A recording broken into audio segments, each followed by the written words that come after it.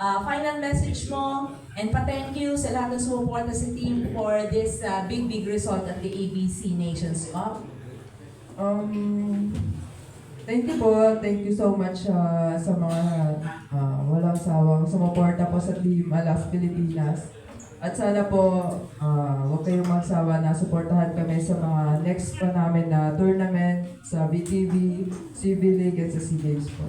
Thank Thank you very much. Coach Jorge, your message to the Philippine volleyball community.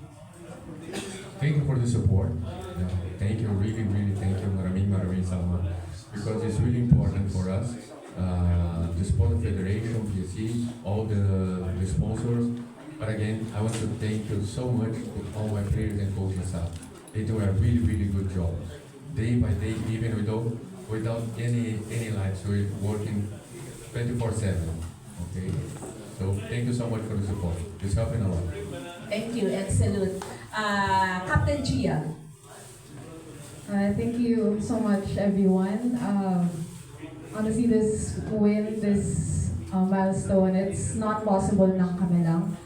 Everyone really played their part in this achievement. So, other than the team, the coaches, we'd also like to thank Sir Tats and PNVF for the continuous support for the program, also to our sponsors, and everyone who has allowed their players to grow in our program, PVL clubs, the UAAP teams, and everyone.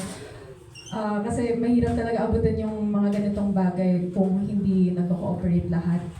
And this is something that we pray for, we continuously hope for. Kasi we get to inspire also the next generation with what we do.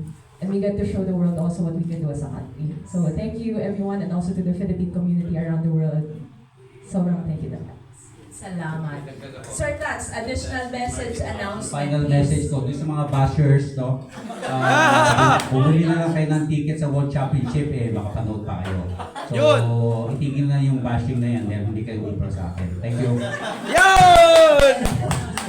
Powerful work from PNB. Congratulations, and again, more power. No? Congratulations, Philippine men and women's volleyball teams. Babalik po ang PSA Sports Forum for the second and final session. Thank you very much.